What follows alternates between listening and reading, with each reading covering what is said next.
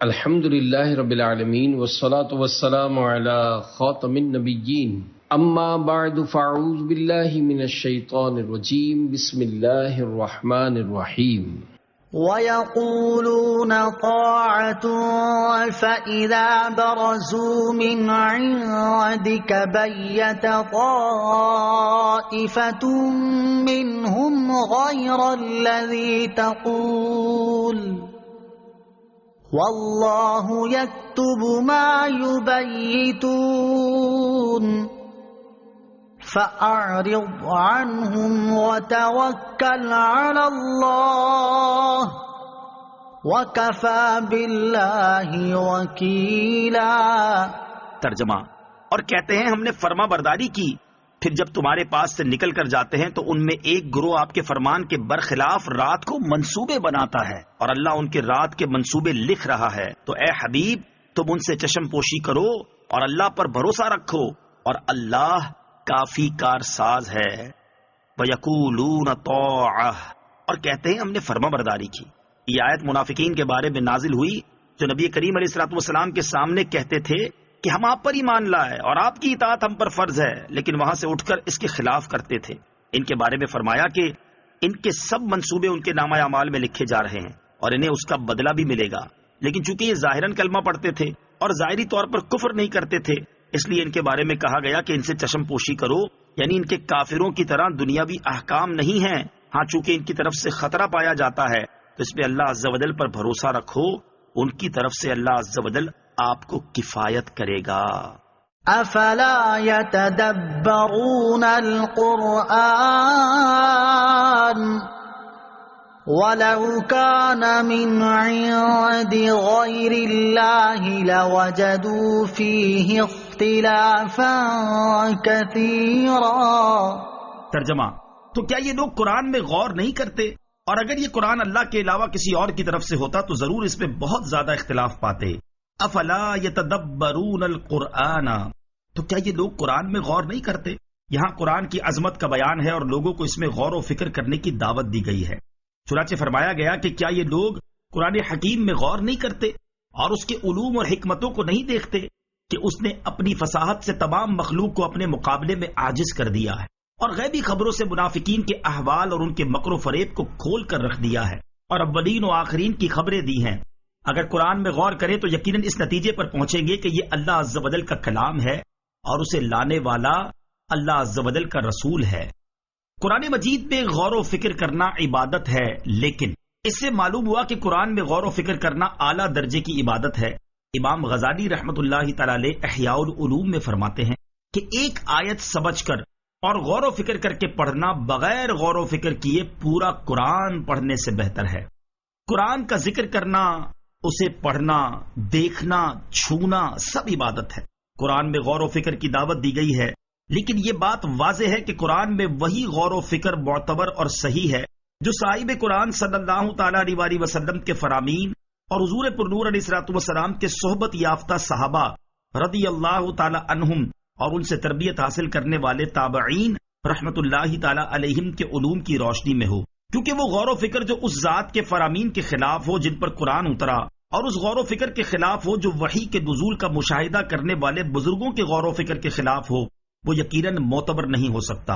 اس لیے دور جدید کے ان نت نئے محققین سے بچنا ضروری ہے جو 1400 سال کے علماء، فقہا، محدثین و مفسرین اور ساری امت کے فہم کو غلط قرار دے کر قولن یا عملاً یہ کہتے نظر آتے ہیں کہ قرآن اگر سمجھا ہے تو ہم نے ہی سمجھا ہے، پچھلی ساری امت جاہل ہی گزر گئی ہے۔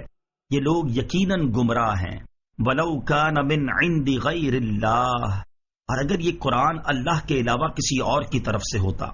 یہاں قرآن پاک کی حقانیت پر ایک نہایت آسان اور واضح دلیل دی جا رہی ہے کہ اگر قرآن پاک اللہ عز و جل کے علاوہ کسی اور کی طرف سے ہوتا تو اس میں بہت زیادہ اختلاف ہوتا۔ اس میں جو غیب کی خبریں دی گئی ہیں وہ 100% پوری نہ ہوتی، بلکہ کوئی بات تو پوری ہو جاتی اور کوئی نہ ہوتی۔ لیکن جب ایسا نہ ہوا بلکہ قرآن پاک کی تمام غیبی خبریں بالکل سچی ثابت ہو رہی ہیں، تو ثابت ہوا کہ یقیناً یہ کتاب اللہ عز و جل کی طرف سے ہے۔ نیز اس کے مضامین میں بھی باہم اختلاف نہیں کہ کہیں کوئی بات کہہ دی اور کہیں اس کے برخلاف کوئی دوسری بات کہہ دی۔ اسی طرح فصاحت و بلاغت میں بھی اس میں کوئی اختلاف نہیں کیونکہ مخلوق کا کلام فصیح بھی ہو تو سب یکساں نہیں ہوتا، کچھ بلاغت سے بھرپور ہوتا ہے تو کچھ رقیق و گھٹیا قسم کا ہوتا ہے، جیسا کہ شعراء اور زبان دانوں کے کلام میں دیکھا جاتا ہے کہ بڑے سے بڑے شاعر کا کوئی کلام بڑا شاندار ہوتا ہے اور کوئی بالکل گیا گزرا، لیکن قرآن چونکہ اللہ تعالیٰ کا کلام ہے اور اللہ تعالیٰ ہی کے کلام کی شان ہے کہ اس کا تمام کلام فصاحت و بلاغت کے اعلیٰ مرتبے پر ہے۔ وَإِذَا جَاءَهُمْ أَمْرٌ مِّنَ الْأَمْنِ أَوِ الْخَوْفِ أَذَاعُوا بِهِ وَلَوْ رَدُّوهُ إِلَى الرَّسُولِ وَإِلَى أُولِي الْأَمْرِ مِنْهُمْ لَعَلِمَهُ الَّذِينَ يَسْتَنبِطُونَهُ مِنْهُمْ وَلَوْلَا فَضْلُ اللَّهِ عَلَيْكُمْ وَرَحْمَتُهُ لَاتَّبَعْتُمُ الشَّيْطَانَ إِلَّا قَلِيلًا۔ ترجمہ، اور جب امن یا خوف کی کوئی بات ان کے پاس آتی ہے تو اسے پھیلانے لگتے ہیں، حالانکہ اگر اس بات کو رسول اور اپنے با اختیار لوگوں کی خدمت میں پیش کرتے تو ضرور ان میں سے نتیجہ نکالنے کی صلاحیت رکھنے والے اس خبر کی حقیقت کو جان لیتے، اور اگر تم پر اللہ کا فضل اور اس کی رحمت نہ ہوتی تو ضرور تم میں سے چند ایک کے علاوہ سب شیطان کے پیچھے لگ جاتے۔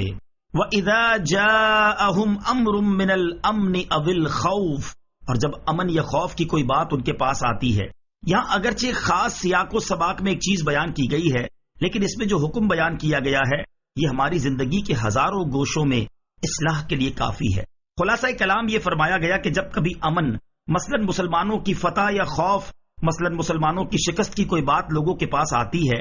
جو فساد کا باعث بن سکتی ہے تو وہ فوراً اسے پھیلانے لگتے ہیں، حالانکہ اگر اس بات کو یہ لوگ رسول کریم علیہ الصلوۃ والسلام اور اپنے با اختیار لوگوں جیسے اکابر صحابہ رضی اللہ تعالی عنہم جو صاحب رائے اور صاحب بصیرت ہیں کی خدمت میں پیش کرتے اور خود کچھ دخل نہ دیتے تو سمجھدار لوگ ضرور اپنی عقل و دانش یا اپنی تحقیق کی روشنی میں اس خبر کی حقیقت کو جان لیتے، اور یوں بات کا بتنگڑ بننے کی بجائے حقیقت حال کھل کر سامنے آ جاتی۔ زندگی کی اصلاح کا ایک اہم اصول، اس آیت کو سامنے رکھ کر ہم اپنے گھروں کے معاملات بلکہ ملکی و بین الاقوامی معاملات اور صحافتی معاملات کو جانچ سکتے ہیں۔ ہمارے ہاں کا حال یہ ہے کہ ایک بات کو کوئی شخص اچھالتا ہے اور پھر وہ موجودہ میڈیا کے ذریعے پوری دنیا میں گردش کرنے لگتی ہے، اور کچھ عرصے کے بعد پتہ چلتا ہے کہ اس بات کا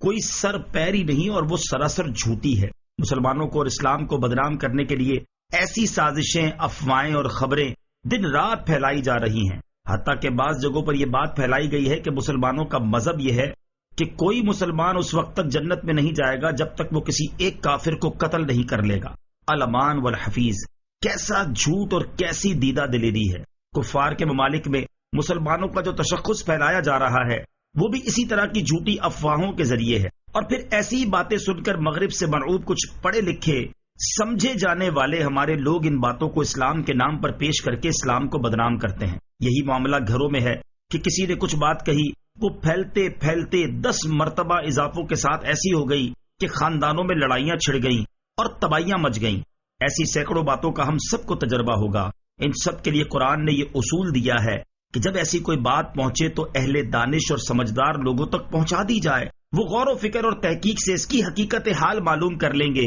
اور یوں بات کا بتنگڑ اور رائی کا پہاڑ نہیں بنے گا۔ حضرت حفص بن عاصم رضی اللہ تعالیٰ عنہ سے روایت ہے، رسول اکرم علیہ الصلوۃ والسلام نے ارشاد فرمایا، کسی شخص کے جھوٹا ہونے کے لیے یہی بات کافی ہے کہ وہ ہر سنی سنائی بات بیان کر دے۔ ایک اہم مسئلہ، مفسرین نے فرمایا ہے کہ اس آیت میں اس بات پر دلیل ہے کہ قیاس جائز ہے، اور یہ بھی معلوم ہوتا ہے کہ ایک علم تو وہ ہے جو قرآن و حدیث سے صراحت سے حاصل ہوتا ہے، اور ایک علم وہ ہے جو قرآن و حدیث سے استنباط و قیاس کے ذریعے حاصل ہوتا ہے۔ یہ بھی معلوم ہوا کہ امور دینیہ میں ہر شخص کو دخل دینا جائز نہیں، جو اس کا اہل ہو وہی اس میں غور کرے۔